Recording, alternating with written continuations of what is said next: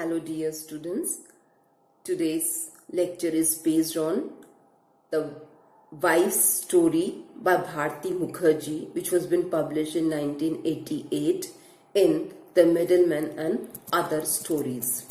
Bharati Mukherjee, as a novelist and a short story writer, deals with the problems of transition, which brings the state of displacement, separation, rootlessness, cultural conflict, or biculturalism. It has been said that life is a perpetual discovery. The women in this society, they are discovering their feminine space. This story, which is very poignant and remarkable story, it is a very powerful manifestation of the survival instinct of an Indian woman. The story is told from the first person narrative. The protagonist, Mrs. Panna Bhatt, is a middle-aged woman who goes to America for taking a PhD degree in special education without her husband. After the death of her son, she is a survivor and a doctor who can find the true meaning of her life by refashioning herself according to the demands of America. She knows that to survive in America, she should have to break taboos and to walk out of the confines of a traditional role model Indian wife. The themes of the story are the complex and contradictory experience of immigrants. Immigrant is a person who has come to a different country in order to live there permanently. The process of acculturation by immigrants. Acculturation is a task of adjusting and adapting to a specific culture other than one's. Conflict between old and new, Indian and Western, traditional and modern outlook, culture, approach, nuances. An Indian female's position in tradition-bound society and custom-bound society like India, her refutation and subordination to it, her revolt to it and her acceptance to it, a female's quest for identity as a human being, a female's deconstruction of the constructed identity of a wife. Some topics or issues that the story deal are the intimate friendship of Panna with a Hungarian refugee Imre, and her liaison with Imre is actually an attempt to express her independence and individuality and create a bonding in the land of strangers. Her relationship with other non-American characters are also shown, and how they are challenging her sense of self. Her relationship with her roommate, an Asian girl who is a hands model, means she is using her hands for modeling for the purpose of art, fashion. Charity Chin, she is a very ambitious girl. She could not be considered as a good girl or realistic girl in India. She lives extravagantly, whereas the narrator, Panna, feels that she is living here very modestly, not crossing the boundaries of respectability which she is crossing. The difference of position that exists between Panna and the other women in her family. Panna is free to choose the course of her life, while the other women were not been given that opportunity years back. The difference between Indian and Western culture. For an example, in India, people hesitate to express their love publicly, but that's not the case in America.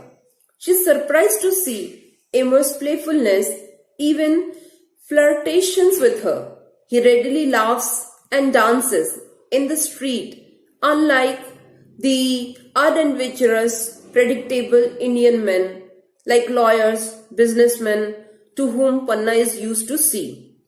The pain and suffering of a woman because she's been imposed with a sense of otherness and her rejection of it, her uprootedness and her rerootedness, her detachment with her Indian ways of life.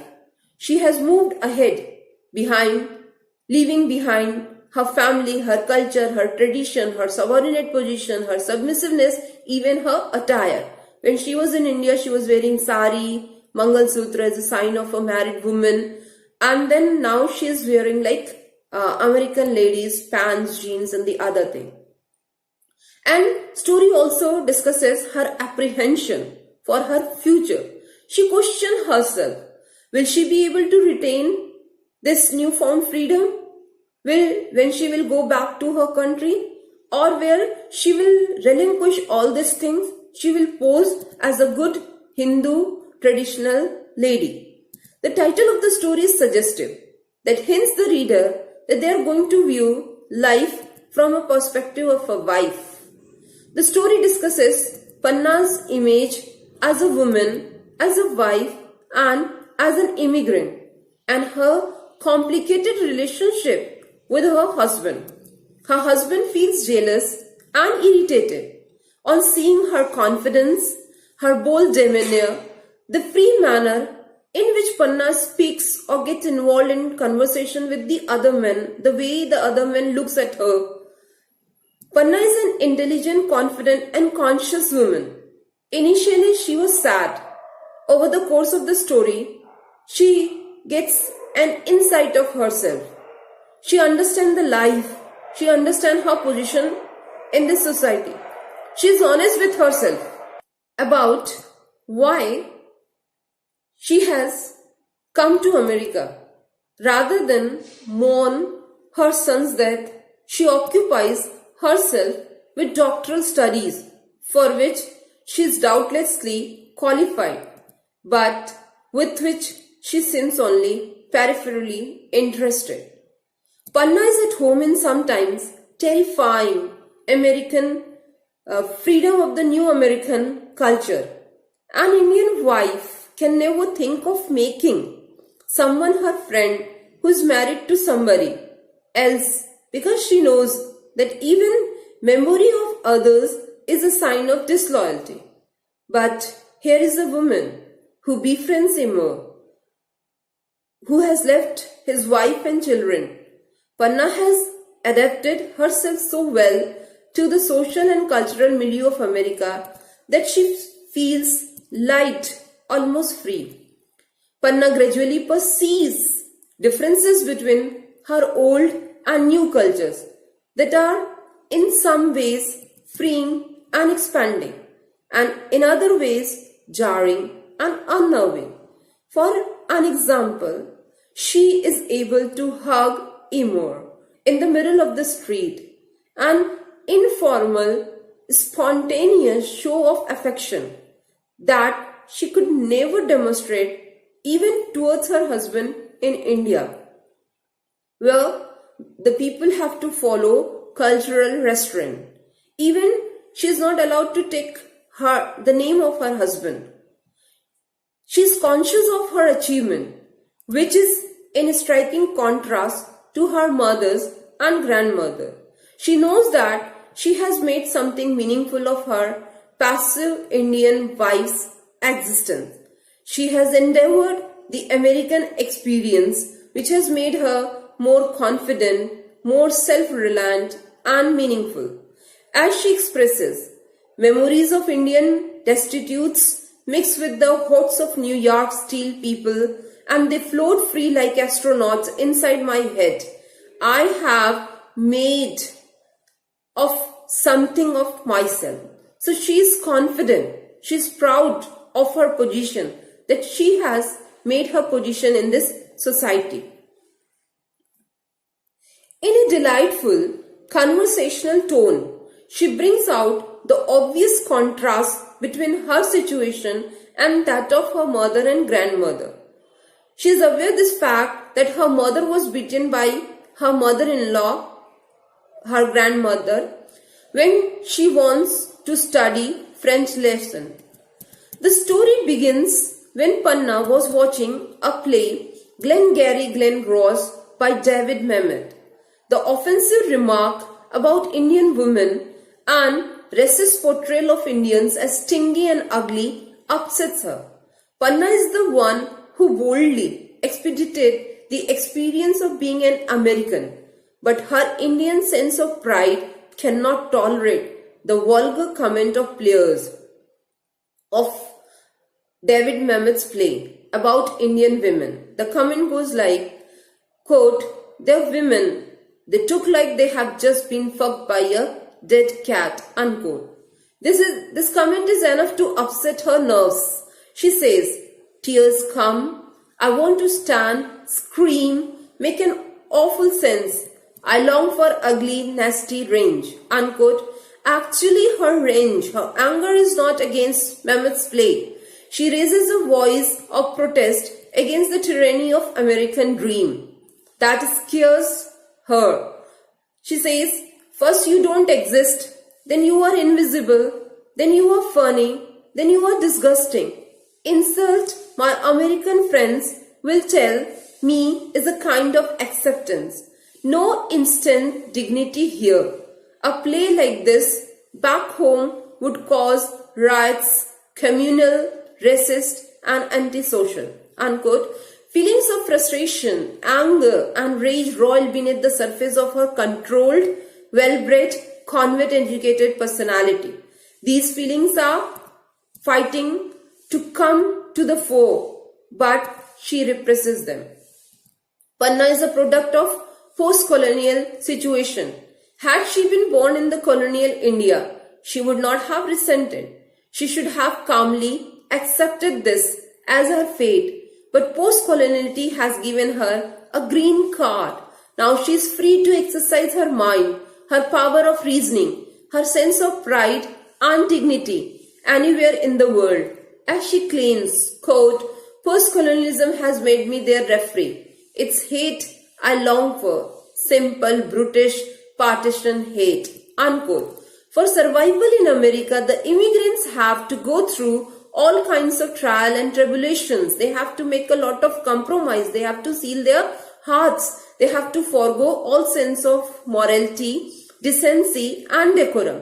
This is a case with Charity Chin also. She has her eyes fixed 8 or 9 months ago, and out of gratitude, she sleeps with her plastic surgeon every third Wednesday. Panna is aware of the fact that to get something, one has to pay. Even the freedom which she has achieved, it has not achieved without compromise, without struggle. She came here with the pretext of studying.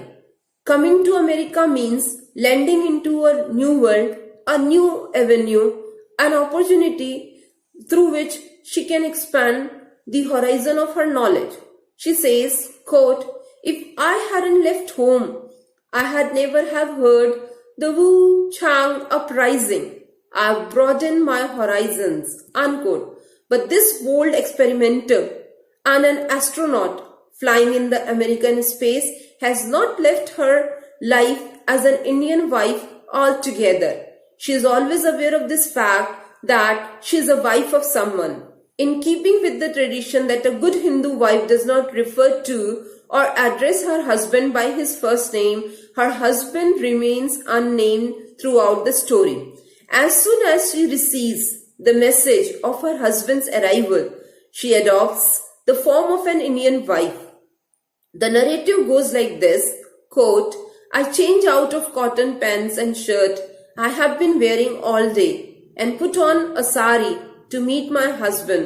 I don't forget the jewelry, the marriage necklace of Mangal Sutra, gold drop earrings, heavy gold bangles.